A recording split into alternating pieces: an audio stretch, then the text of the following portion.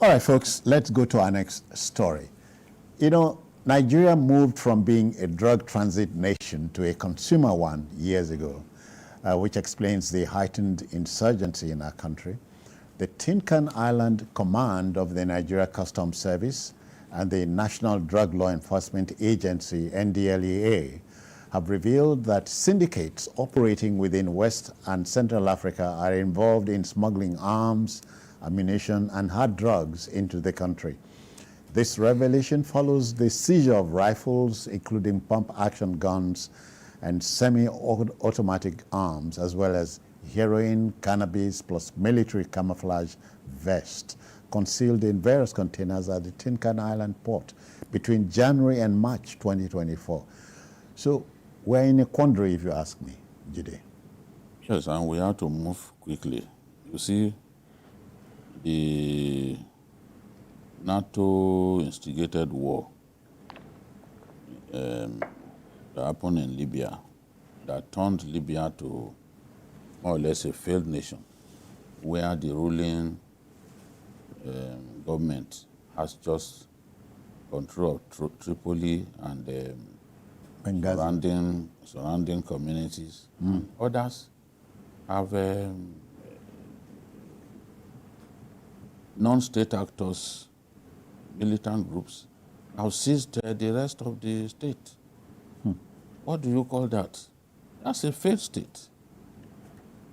And in that situation, weapons are being sold, weapons, even NATO-grade weapons. I've seen weapons seized from Boko Haram with NATO written boldly on them. NATO-grade weapons are being sold in the black market.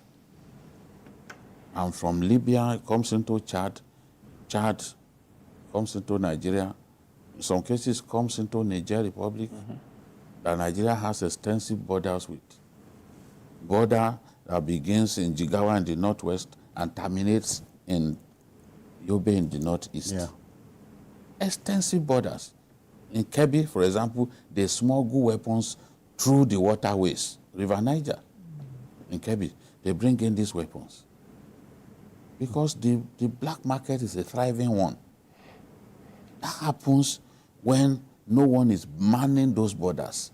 Even where you man your borders, these guys prefer the unconventional borders to bring in weapons. I hear illegal arms, hard drugs, and human trafficking are the three most extensive illegal trades on the planet.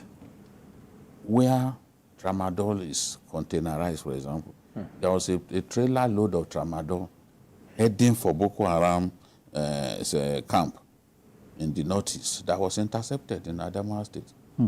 A trailer load of tramadol, you know what that means? You can imagine, yeah. And when you give those insurgents, they use it, they fear no one.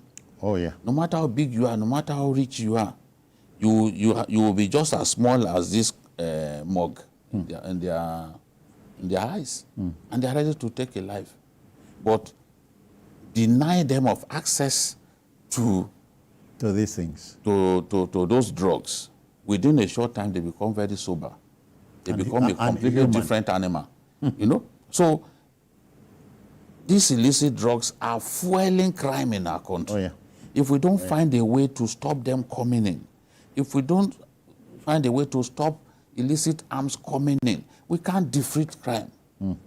We can't defeat terrorism. One bandit was boasting the other day about armor personnel vehicles that he got from the black market.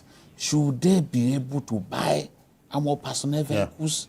Should they be able to buy GPMG? Some of the weapons that these bandits have is scary. And it's because, you see, Niger, I've said it repeatedly, Niger is a failed state.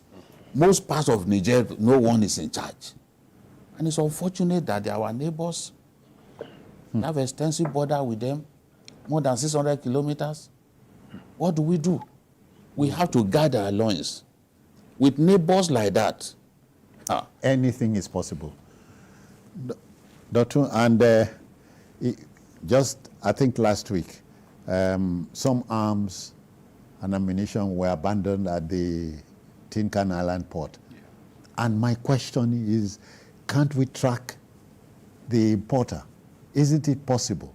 Well, sometimes they've done, especially when it comes to drugs.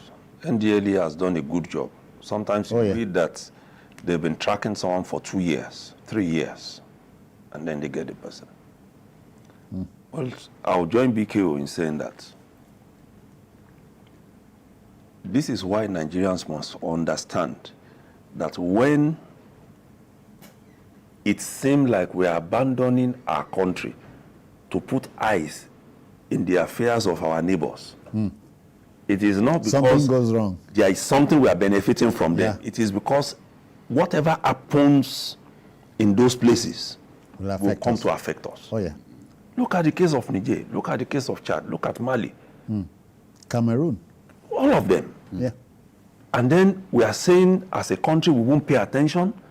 We are not as rich as the US that will say go and do fence and block a whole country away. Even that alone will kill this economy. It's even too expensive for US. They are not doing Even the US has abandoned it. But they wanted to do it. So it's not possible for us to tackle it that way, other than to pay attention to what is happening in those countries so that they don't use to translate a Yoruba word, their own, to spoil our own.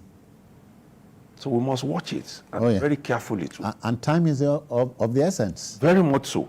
Because when you look at the jobs, some of the offices under the Office of the National Security Advisor and those under the Defense Intelligence, what they are doing is just tracking these small arms and seeing how we can overcome all of this. Yeah. And we are putting so much money into that. We must give kudos one more time to the NDLEA. The NDLEA They are doing a fantastic job they are doing there. In terms Under of Marwa, it's a completely changed agency. You know. Again, this is not taking anything away from the NCS, the Customs Service.